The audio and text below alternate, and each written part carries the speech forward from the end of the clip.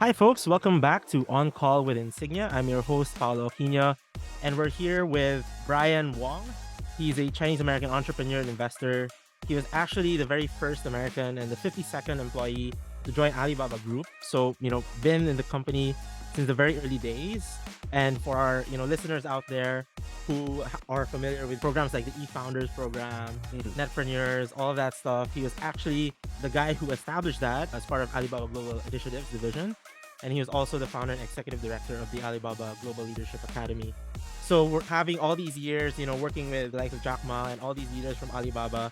He's actually recently put all these learnings and experiences together in a book, Tao of Alibaba, which I'd like to show now, but the Zoom background doesn't actually work well with the color of the book. So, Good try. Okay, Brian brought it in there. Okay. Okay. I'm going to cut in an image here in the video for you guys to see the book.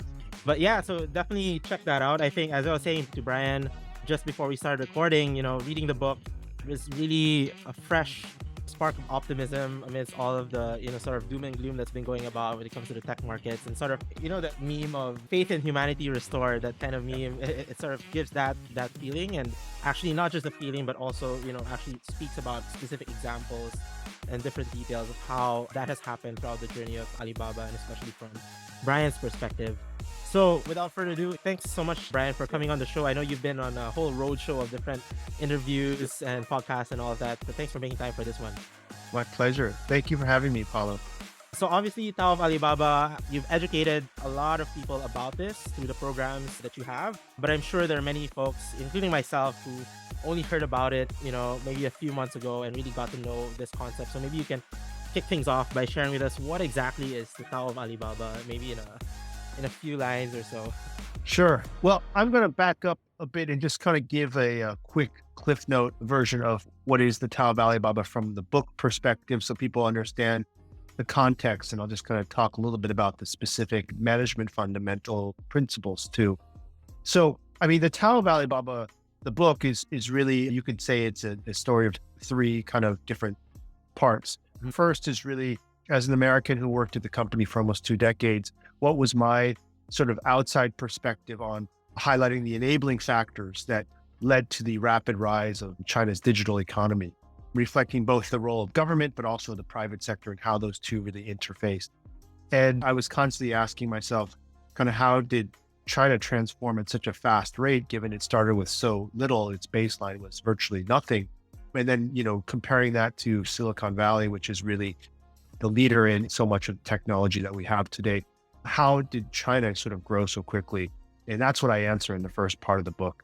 So the second part of the book is really the secret sauce, so to speak. And here's where I kind of get into the management principles of Alibaba. And I think this is probably most useful for entrepreneurs or even executives at large companies alike to really understand kind of the management ethos of the organization. And this relates to kind of this diagram that I lay out, that at the very top, the guiding principles are the mission, vision, and values. Underneath that is really the strategy that kind of drives how to implement those mission, vision, and values. And then you've got the people and organization that really kind of support the implementation of the strategy. And then performance management is how do you really motivate your employees. So that's what I talk about kind of in the second part of the book. And then third, I would say that the Tao of Alibaba, the story, is also one of a personal journey, and how someone who was raised in Palo Alto, California, went to China and really learned some eye-opening things about how, the role of business and technology really can affect society for the better, and how Eastern philosophy and Western philosophy sort of mix into an organization that I think is created something quite unique. So what I often talk about is I had to leave Silicon Valley to appreciate Silicon Valley and what it has to offer the world, but also see how other parts of the world are contributing to this digital sort of transformation that's impacting the rest of the world. One thing I want to say, though, is that since we are recording this as a video as well, and for season 5, we are doing video podcasts. So Cool. what Brian just described, the 4 elements of the Tao of Alibaba, we can actually just gonna cut in a picture here of the Oh, triangle. good. Yeah, please do that. So the listeners can actually see can visualize what we're talking about, but you can definitely learn more in the book. And that second part was actually the one where it's a lot of concepts that's not foreign to us. Everybody knows mission, vision, values, Yes. but then giving that sort of Alibaba perspective and really talking about it from, the experiences that you guys went through, both the wins and maybe even the failures as well.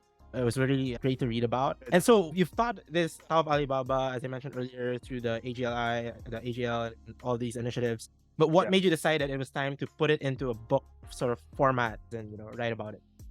Well, Paulo, I mean, you mentioned the AGI programs, the Entrepreneur eFounders Fellowship program we did with you guys. I'm very grateful to Insignia for all the support. And I realized that teaching these classes, you can maybe impact 30, 100, sometimes 200 at a time. But in order to really share this knowledge, I thought writing a book would be the most effective way. That knowledge can be packaged very efficiently within this book and then shared with the rest of the world. And oftentimes people don't have the time to sit through a 4-week course online or come visit Hangzhou to see, what's happened. And so I think a book format was a very convenient way to do that. But also I kind of reached a period in my career where, almost 20 years at a company, I felt like now is a good time to kind of have a milestone event where you kind of encapsulate all that and then think about how do you take that knowledge and apply it in other areas. And then the third reason I'd say I wrote the book is I've been kind of watching how the dynamics of kind of US, China have been evolving. And I think that one of the things that concerns me most is this lack of engagement, particularly with COVID. It prevented a lot of travel, right? And so one of the things that I realized is that the interaction between people face to face, visiting an environment, a city, a community really does help address people's concerns or even, creates more familiarity between people. And not having that, I think, has created more and more distance. And so this book is also a way to personalize and really humanize what's happening in China from a technology standpoint and help people to understand outside of China that the people that are running these companies that are part of this whole phenomenon are just like everyone else. They have the same aspirations and they're trying to do good for their communities. I really like what you said in that third point, and you really bring that to life, especially with rural China, talking about like the Yeah. Taobao villages and all of that. Really, some Oh, for interesting, sure. some interesting Yeah. stories, especially when Jack Ma asked you to go to the poorest They're- village, see what you can learn. Yeah. I really like that story. Let's dive more into the book with a few more questions about that. So one of the most interesting aspects, at least for me, was how Alibaba leveraged the Tao of Alibaba approach, as you described, to navigate existential crisis, throughout the company's growth. So maybe to better illustrate what you just ran through a while ago, maybe you can give one example of these, components in action. Maybe like a Sure. teaser from the book. One of the things that I talk about, not only in that management structure, but also in the leadership principles. I mean, there's a saying we say, leading without leading. And that's a very Taoist principle. And, the book called The Tao of Alibaba really does try and encapsulate kind of multiple aspects of this Taoist philosophy. One is kind of the path or the way. And so sort of a natural sort of force that directs you or a journey that you take as part of kind of being who you are. And the second aspect is kind of being in harmony with your environment. And that's also a dynamic of this yin yang we talk about. And then third is this sort of embracing of contradictions.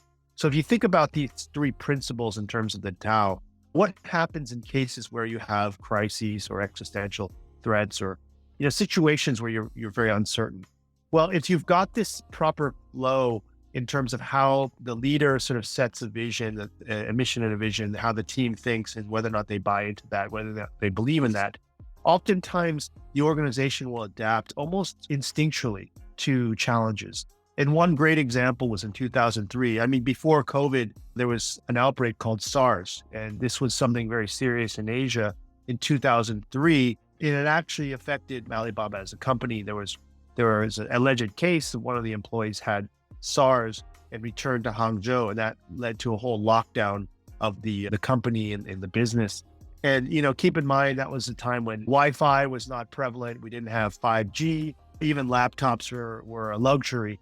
And so how would an organization be able to operate if everyone needs to leave the office and stay at home? They actually, kind of sealed people into their apartments for like 10 days.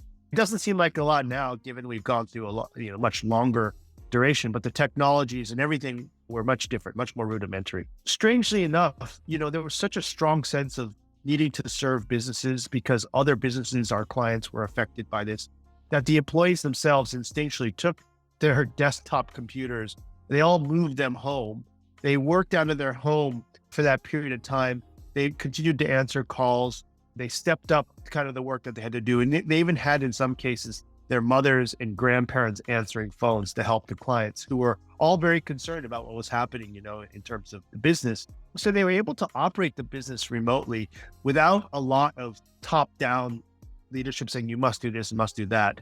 But also they managed to launch a new company at that time called Taobao. And we all know what Taobao is today. It's the largest retail marketplace in the world, Taobao and Tmall. But that all happened during a crisis period. So I think that speaks volumes about how the motivation behind the employees was so strong in terms of needing to serve and wanting to fulfill a mission, that even amidst this time, they were able to do great things. Yeah, a really inspiring story. I mean, especially since that all happened it's now 20 years, right? 20 years ago. 20 years ago, yeah.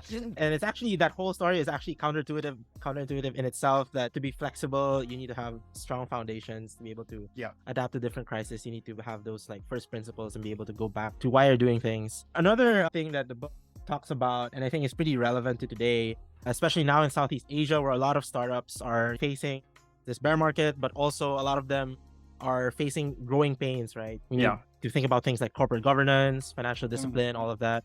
So what can, leaders, especially of these, startups that are, fast growing, learn from the book, especially when it comes to bringing in structure into their company and discipline and all of that?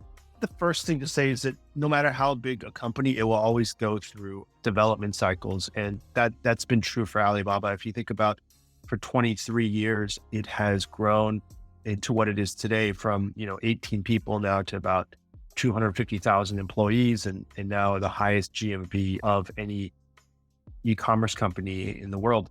But it's done this kind of in iterations, it's constantly recreating itself. And so as a mature organization, as you grow in terms of size and scale, but also kind of administrative bureaucracy, it's important to think about how do you stay nimble. And one of the biggest challenges I've seen is you become bigger, you become much more of a target. And then the smaller, more agile startups can start, chomping at your heels and biting off little bits, and you become much less flexible.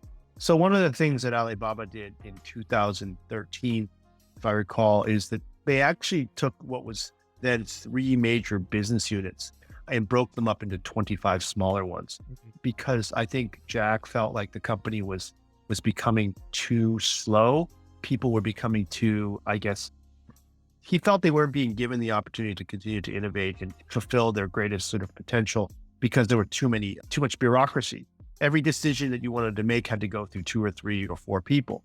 Whereas if you're in a startup, oftentimes you just have a conversation with, you and the founder, or the founder and his lieutenants, and then boom, it's done. So that, I think, from a maturing organization standpoint, in addition to the things you talked about, kind of building up an infrastructure that allows for corporate governance and these things, proper financial sort of management, you still need to stay nimble. And so I think it's important to think of it as a cycle as opposed to just a one-way linear movement. The other thing in terms of financial discipline, I would say that, as you become bigger and you raise more money, we always had a saying that money makes you stupid, because you start to get lazy, and rather than to really figure out how to solve the problem, you throw money at the problem, and you either, I don't know how many times I heard people say, oh, I don't have enough headcount, or I can't do this because I don't have these people. Well, when you started the company, you didn't have those people, and you had to figure out how to do it. And oftentimes you came up with innovative, creative solutions. And I think that is also an important thing, to remain really scrappy in terms of the mindset. I think that this is something that's easily lost when you become a large corporation. So frugalness and trying to be, really creative with how you spend money and use it to the fullest is an important characteristic. And then when you talk about, finally, corporate governance, you need to ensure proper transparency, checks and balances. As you become larger, things are harder to watch and monitor. So you have to have those systems in place. But I also think succession planning is very important, because as a founder, you have to realize that you're not going to be at the company forever, and you need to enable others to grow and to take on responsibility. And this is one of the hardest things for any founder or entrepreneur, is to give up control to others in the company because you feel like you know it all, or you're just paranoid that the wrong decisions are going to be made. And like I have a startup now, and I'm probably the worst culprit of this, even though I talk about this in the book. It's very much like a psychological thing.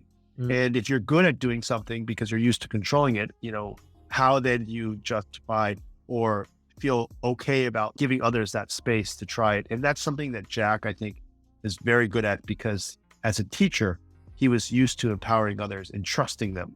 And I think that when it comes to corporate governance, you have to think about all the different aspects.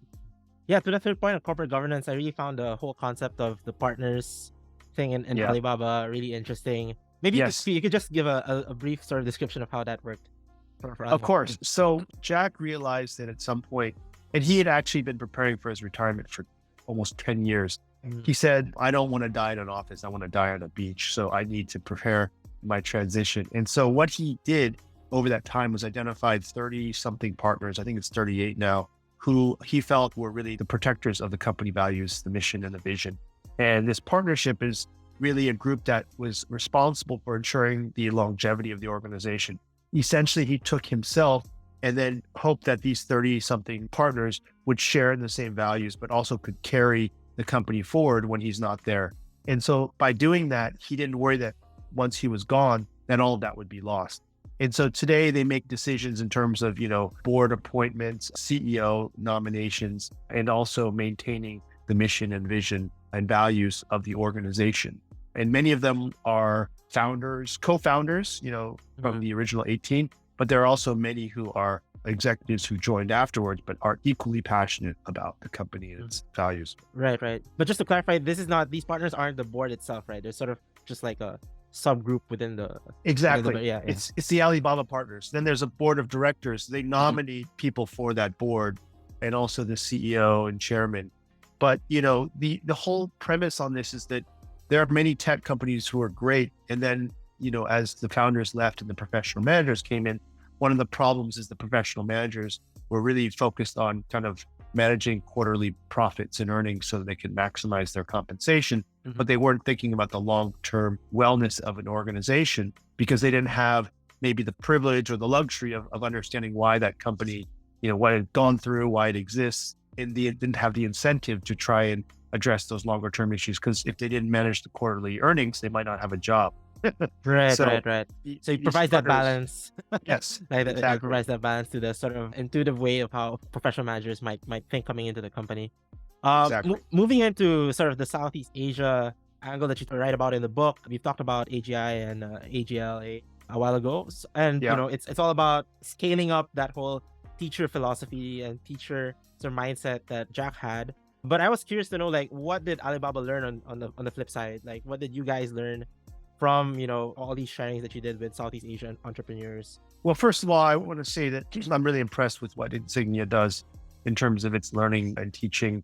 I know you guys have a pretty robust program now, and I think that being an entrepreneur is a process of constantly learning. And so by enabling that, also as a VC, you have to be constantly in the market and learning. I think you guys do a great job of facilitating that.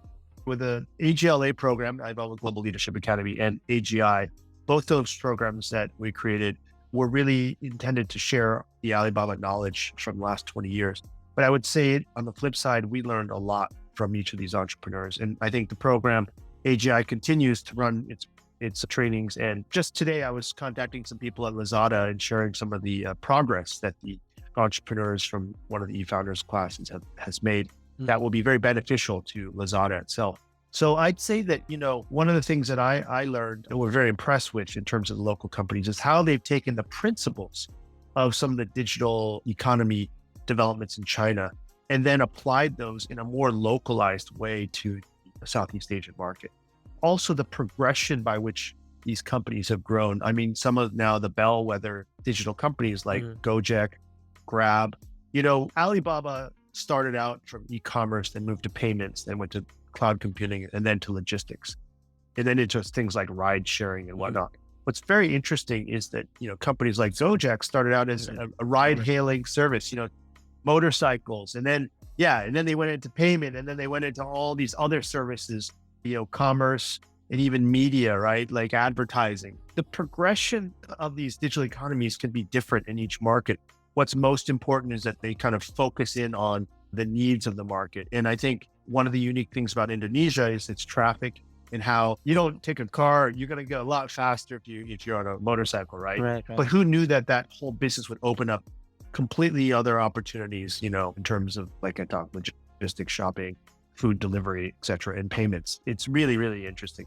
Another area that I think is interesting is how these companies have adopted technology to their own local markets. The fisheries industry, there's a company called eFisheries, which I think is doing very well in Indonesia, but it's growing to other markets. It's even looking at expanding into China. Who would have thought that you apply like e-commerce and fintech to the fisheries market? That's something that I think really was pioneered in Southeast Asia. And so there are other companies that have done similar things that I think are really, for us or for Alibaba and for me personally, eye-opening. And I was really inspired by a company that's insurance tech, a company called Policy Street, which really took this principle as enabling kind of the B40, the bottom 40 in society, and then applying the technology to create insurance products for people that are in the gig economy, for those who are doing, street food vendors, and I think that is also an innovation that's happened locally, but echoing the kinds of things that have happened in China. So to me, these are all great stories, but it also shows that whether you call it indigenous or local innovation is very rich in terms of how it evolves and takes its own path. I'd like to shift gears again and talk about another interesting aspect of the book for me, which was sort of the conversations that Jack had bringing in people to the company. Yeah. One that comes to mind right now is actually the Alipay conversation where Jack was like, do you know anything about financial technology? Yeah. And then the guy was like, no. Like, okay, no. You're the perfect guy. Perfect.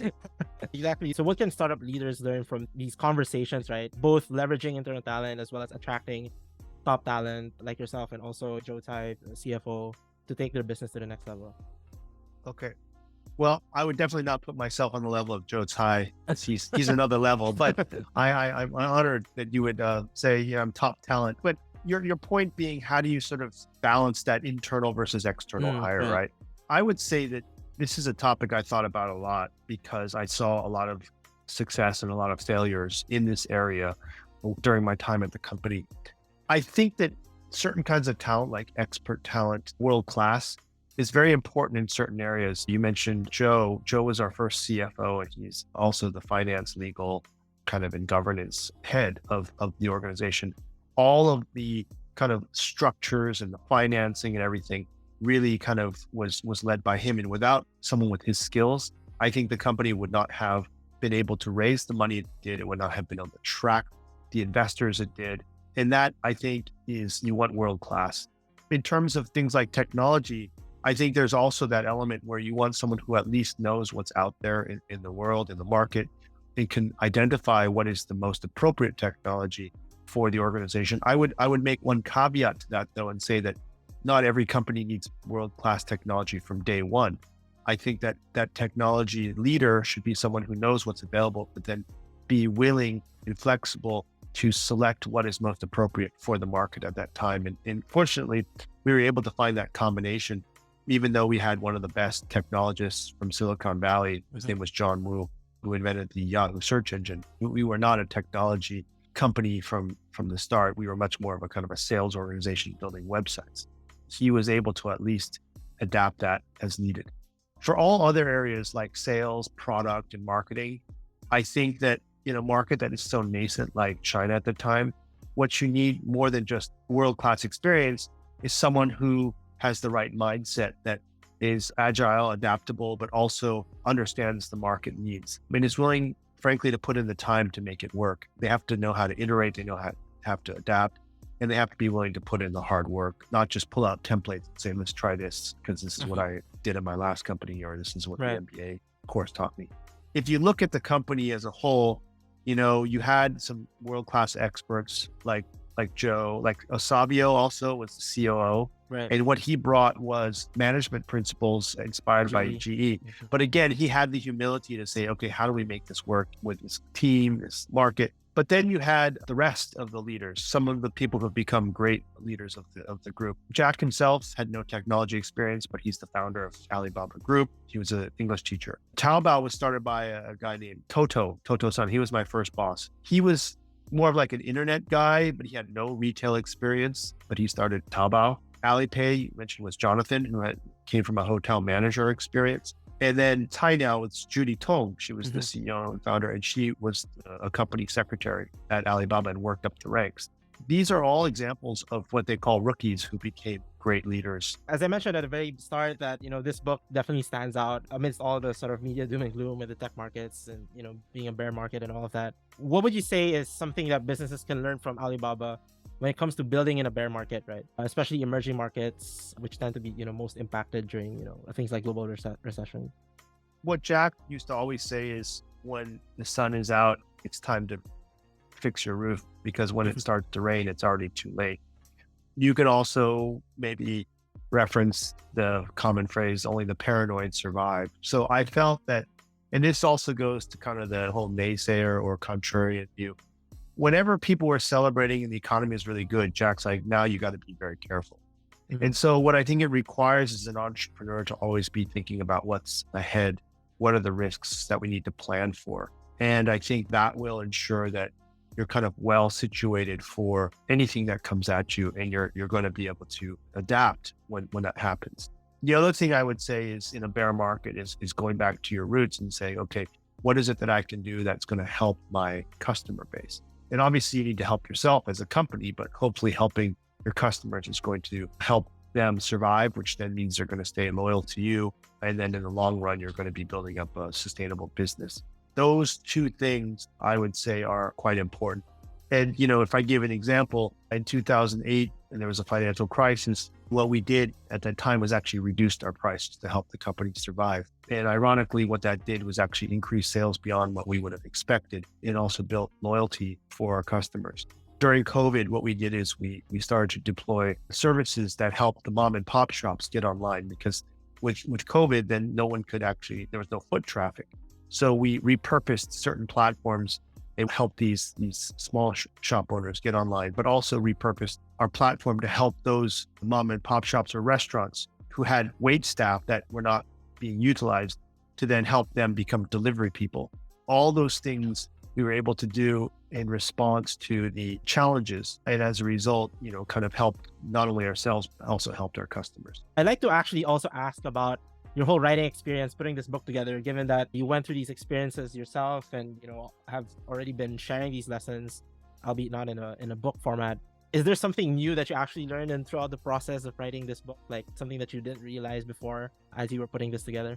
I learned a lot of things. One is writing a book is a lot harder than I expected. It's actually quite similar also to starting a business. It's lonely. It takes a long time.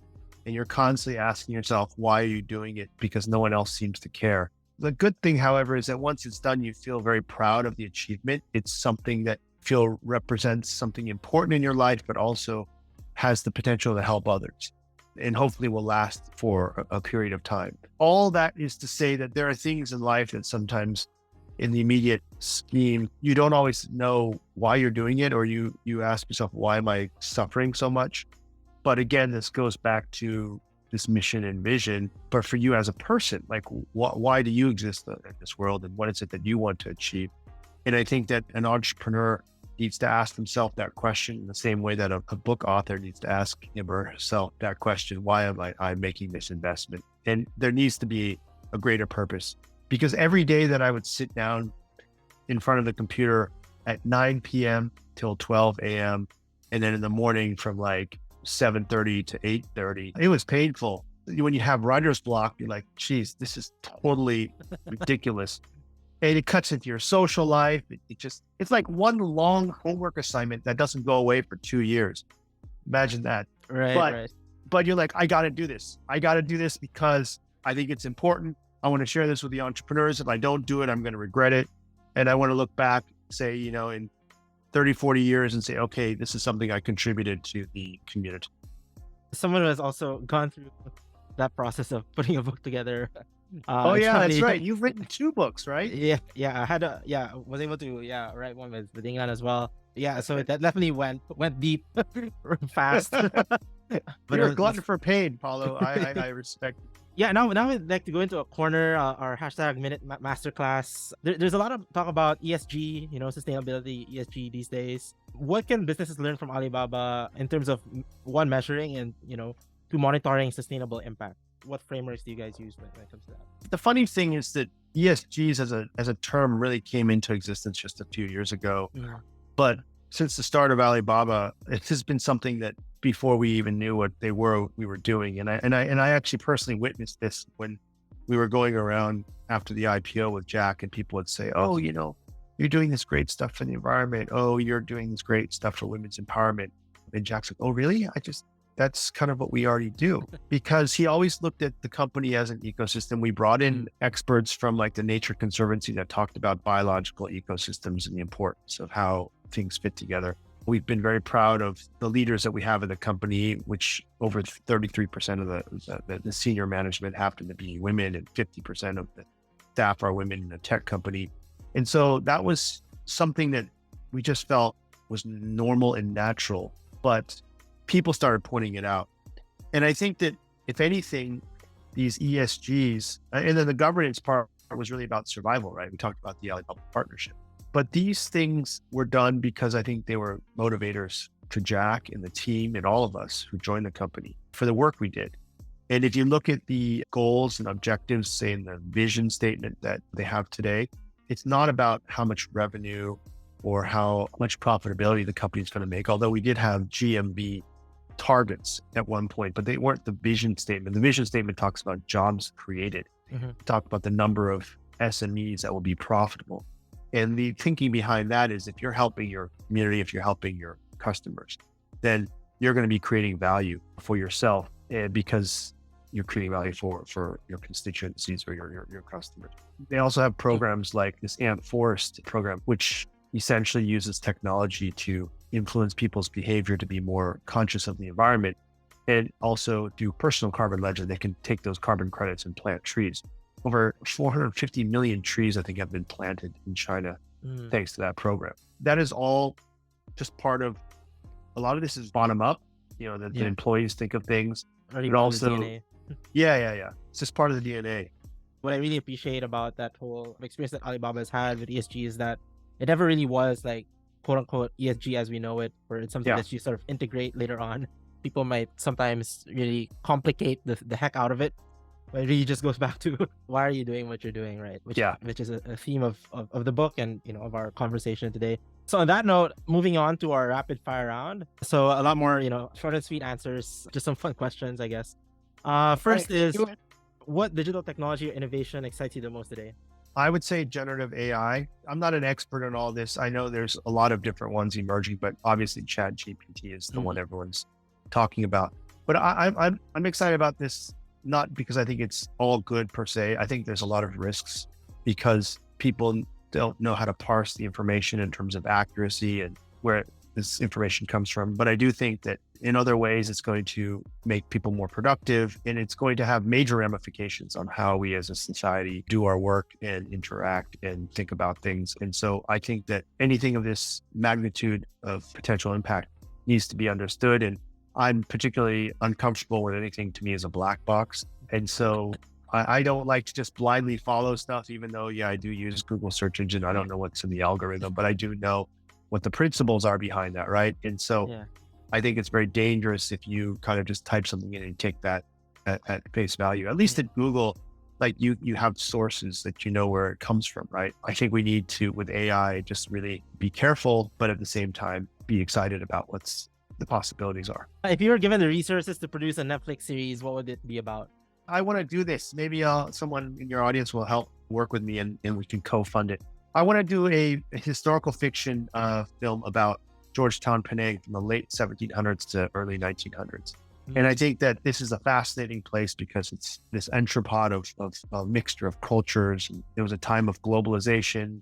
It was a time of historical significance. Sun Yat-sen went down there as a hideout for the Chinese Revolution. It was where a British general who lost the war against American independence, Cornwallis, has something named after him. And it's also where you have this blend of all these rich cultures, Indian, Malay, British, Jewish, Chinese, and Armenian, I guess, and more.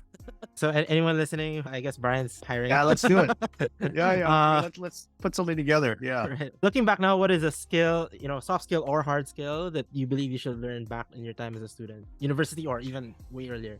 I just wish I had more appreciation for math, physics, computer science. I mean, I was curious about all of them, but I didn't do enough. I mean, I really respect people like Elon Musk who kind of just intuitive, right? Yeah. And then also, I wish I had studied more music. I was a musician, but I just wish I had mastered it to a level where I could kind of compose more. And the reason why I have like these hard sciences and kind of the arts all together in one is because I think that the left brain, right brain, you want to develop both, because the mixture of those then creates amazing possibilities that hopefully are things that generative AI cannot do.